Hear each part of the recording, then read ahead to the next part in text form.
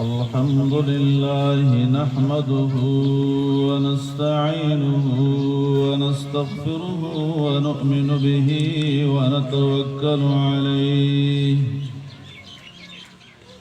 ونعوذ بالله من شرور أنفسنا ومن سيئات أعمالنا من يهده الله فلا مضل له ومن يضلله فلا هادي له وأشهد أن لا إله إلا الله وحده لا شريك له وأشهد أن محمدًا عبده ورسوله أما بعد فأعوذ بالله من الشيطان الرجيم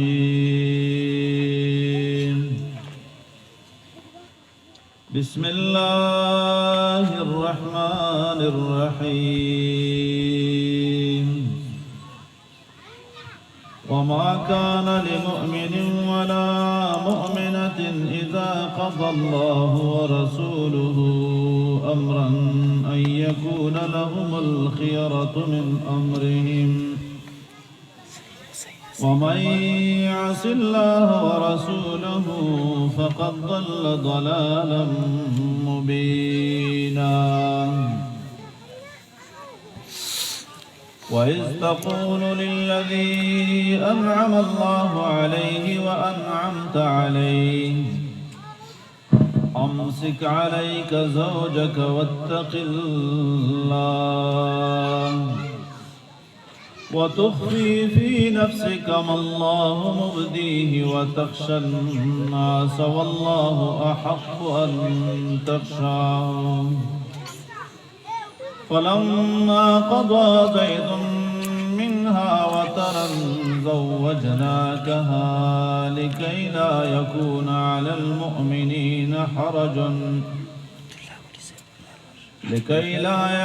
على المؤمنين حرج في أزواج أدعيائهم إذا قضوا منهن وطرا وكان أمر الله مفعولا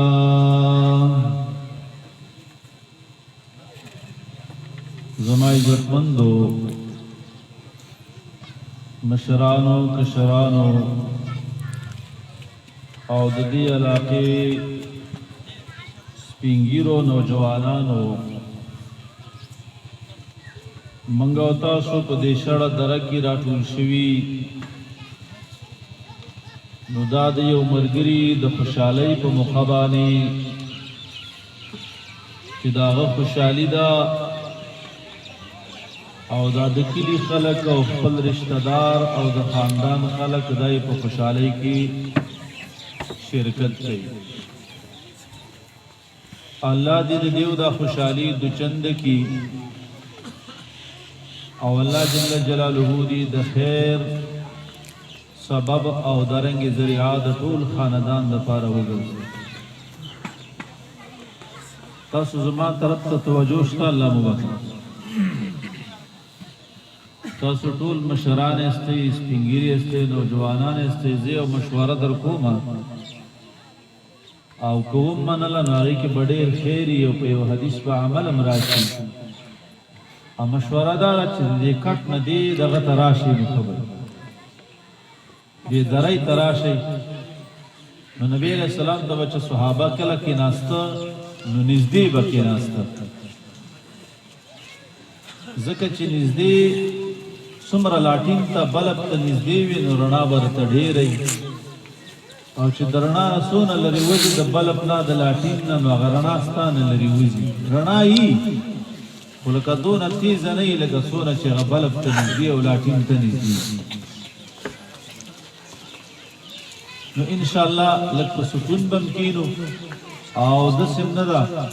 چې ستاسو کله د روټۍ ټیم شو نو انشاءالله بیا به په خبره ګزم راکاږو تاسو به زر فارغ کړو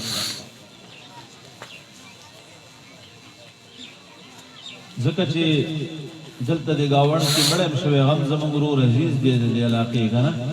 نو هغې ته به هم ځان فارغوو، د هغې خدمت هم ضروري دی. او غم او خوشحالي دا په دنیا کې تړلی نظام دی زما عزت، په چا باندې غم او په چا خوشحالي، څوک غریب او څوک مالداره، دا د دنیا د زندګۍ سره تړلې معاملې دي. انسان زما عزتمندو د انوست نه دی، د الفت نه دی. ځان له ژوند تېرېدل د انسان یو ځای کې نه کېږي. هر ځای کې چې انساني دا ځان له د ژوند ملګری ګوري،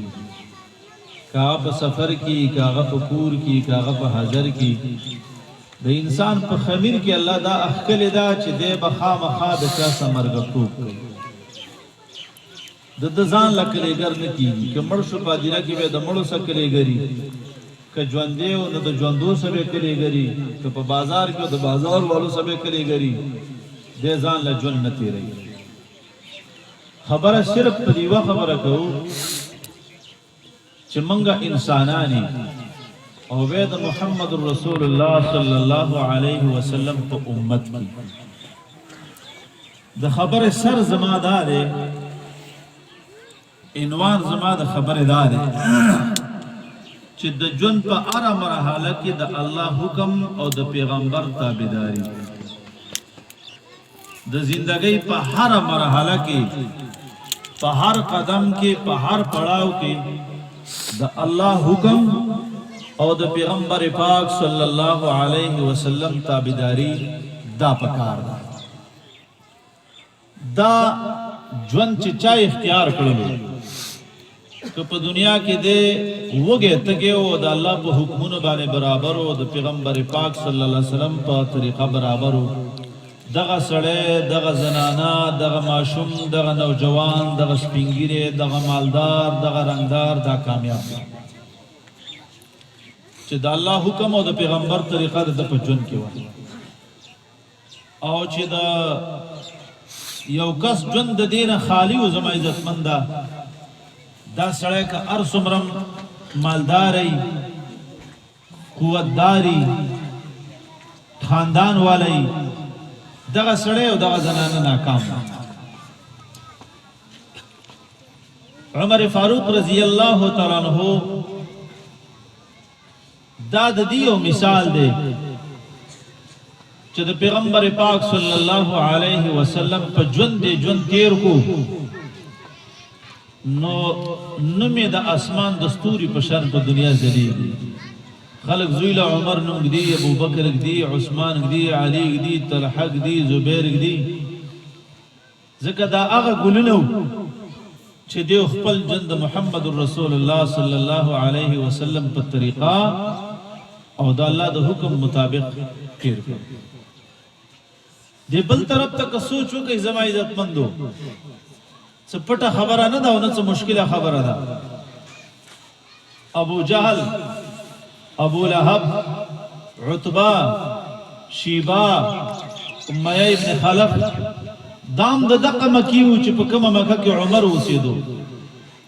دام د دغه کلی چې په کوم کلی کې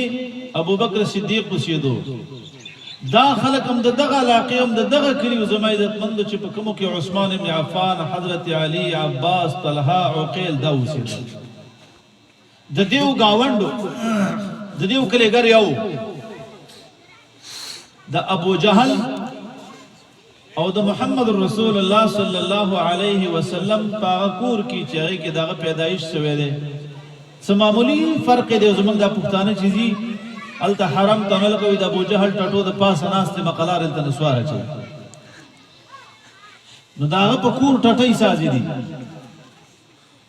او خواو شا چې کوم دی ټول گاون وسه د ابوبکر صدیق، د عمر فاروق، د عثمان ابن عفان، د حضرت علی، د عباس، د دې ټولو وسه کېږي. فرق څو چې یو ابو جهل جوړ شو، ابو لهب جوړ شو،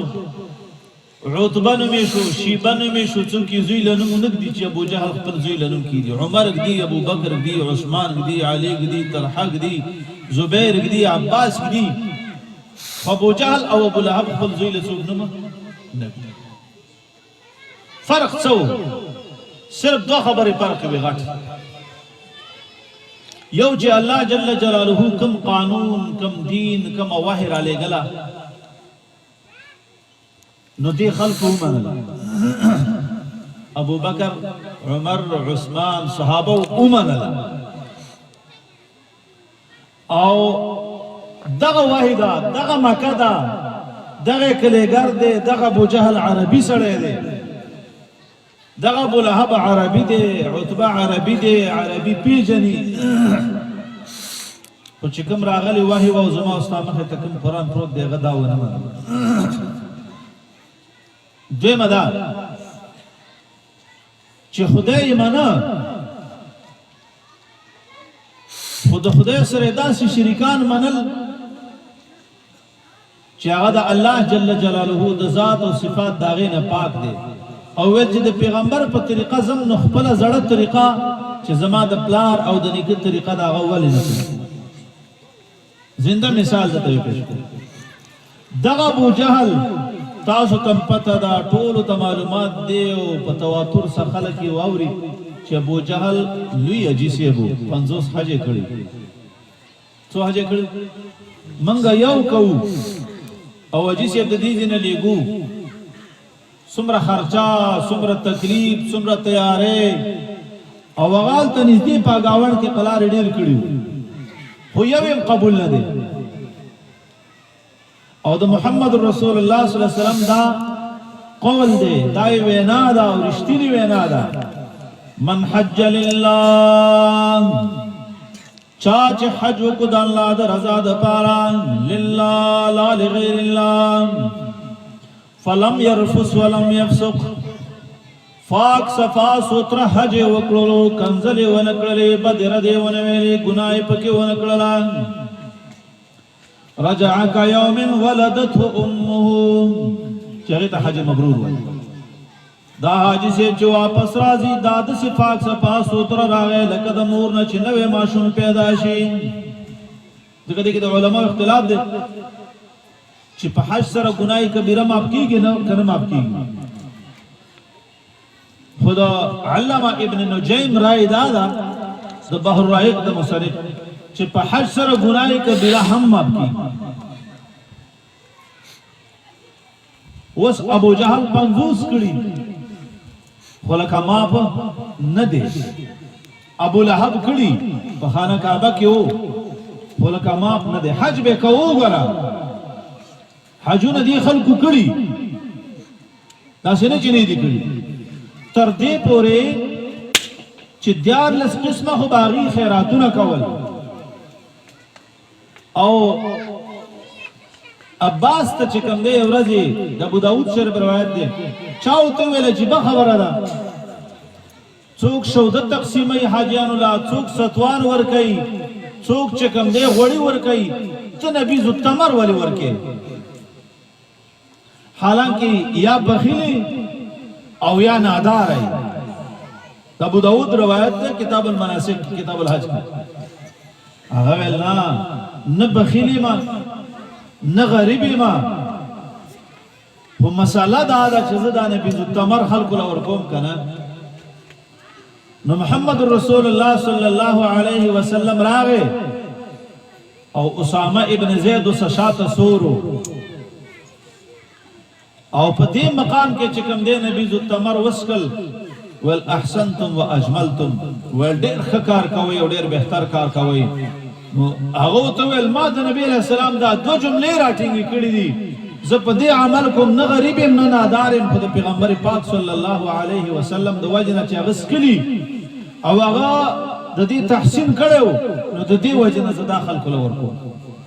ډېر سخاوتین خلک وګوره اوس زما د خبرې سره خو تاسو ته معلوم دی چې د الله حکم د پیغمبر طریقه اوس که دا په هغه وخت کې تاریخ وګورئ